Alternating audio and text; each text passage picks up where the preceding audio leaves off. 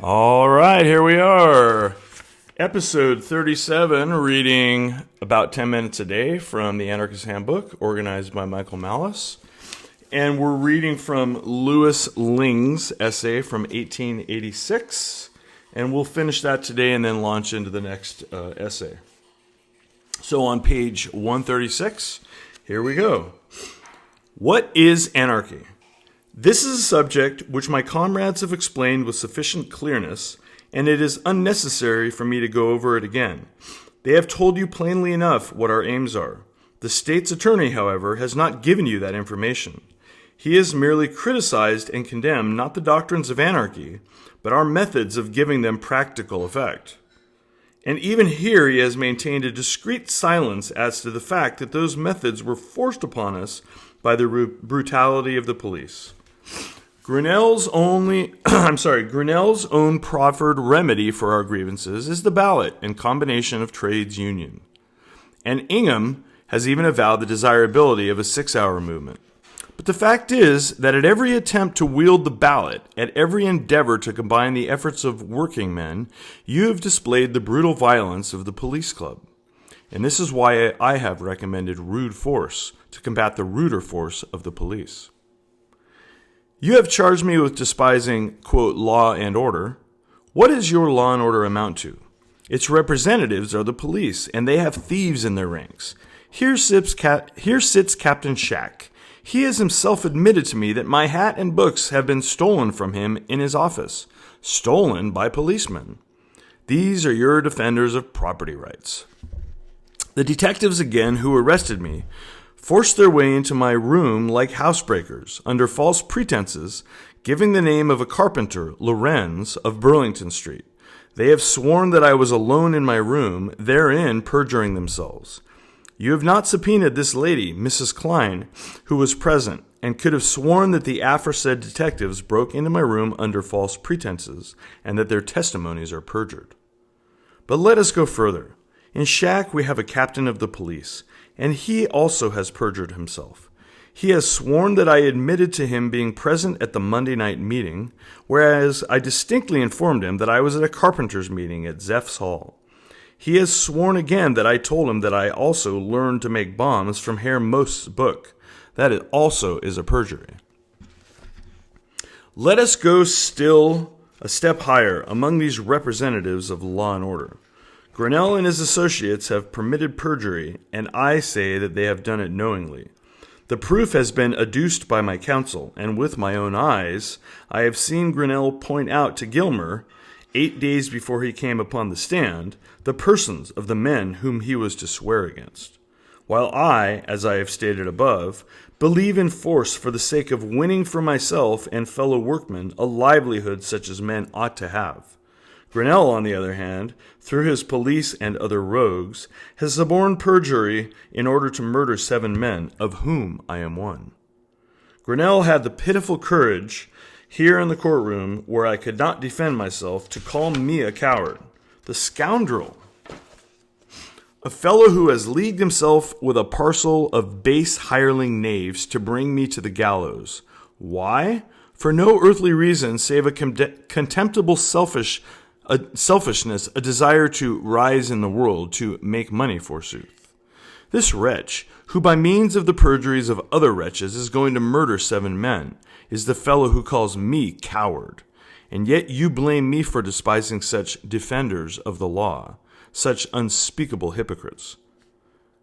Anarchy means no domination of or authority of one man over another, yet you call that disorder. A system which advocates no such order as shall require the services of rogues and thieves to defend it, you call disorder.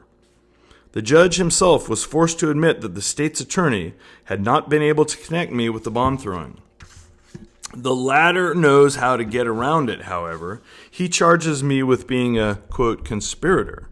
How does he prove it? Simply by declaring the International Working People's Association to be a conspiracy. I was a member of that body, so he has charge securely fastened on me. Excellent. Nothing is too difficult for a genius of the state's attorney. It is hardly incumbent upon me to review the relations which I occupied to my companions in misfortune. I can say truly and openly that I am not as intimate with my fellow prisoners as I am with Captain Shack. The universal misery, the ravages of the capitalistic hyena have brought us together in our agitation, not as persons, but as workers in the same cause. Such is the conspiracy of which you have convicted me. I protest against the conviction, against the decision of the court. I do not recognize your law, jumbled together as it is by the nobodies of bygone centuries, and I do not recognize the decision of the court. My own counsel have conclusively proven from the decisions of equally high courts that a new trial must be granted us. The state's attorney quotes 3 times as many decisions from perhaps still higher courts to prove the opposite. And I am convinced that if, in another trial, these decisions should be supported by 21 volumes, they will adduce 100 in support of the contrary, if it is anarchists who are to be tried. And not even under such a law that a schoolboy must despise, not even by such methods have they been able to legally convict us. They have suborned perjury to boot. I tell you frankly and openly, I am for force. I have already told Captain Shack, quote, if they use cannons against us, we shall use dynamite against them. I repeat that I am the enemy of the, quote, order of today, and I repeat that with all my powers, so long as breath remains in me, I shall combat it. I declare again, frankly and openly, that I am in favor of using force. I have told Captain Shack, and I stand by it, quote, if you cannonade us, we shall dynamite you. You laugh. Perhaps you think you'll throw no more bombs. But let me assure you that I die happy on the gallows. So confident am I that the hundreds and thousands to whom I have spoken will remember my words. And when you shall have hanged us, then mark my words, they will do the bomb throwing. In this hope I say to you, I despise you. I despise your order, your laws, your force-propped authority. Hang me for it. And that's the conclusion of Lingg at the midway point of 139. And we're going to jump into chapter 11, Benjamin R. Tucker, from State Socialism and Anarchism, How Far They Agree and Wherein They Differ, from 1888, here in the U.S. and A. And here's Michael Malice's introductory paragraph in chapter 11 on page 141. Individualist anarchist and publisher Benjamin R. Tucker was one of the most important radicals in American history. His long-running periodical, Liberty, was home to essays from anarchists and socialists of all stripes, at a time where socialism did not necessarily have the contemporary meaning of government control. In the same way that there are many answers as to what anarchism would look like in practice, socialism, too, had numerous variants. Here Tucker tries to define and contrast the two concepts. And here's the essay. In the summer of 1886, shortly after the bomb throwing at Chicago, the author of this volume received an invitation from the editor of the North American Review to furnish him a paper on anarchism. In response, the above article was sent him. A few days later, the author received a letter announcing the acceptance of his paper, the editor volunteering the declaration that it was the ablest article he had received during his editorship of the review. The next number of the review bore the announcement on the second page of its cover that the article, giving its title and the name of the author, would appear at an early date. Month after month went by, and the article did not appear.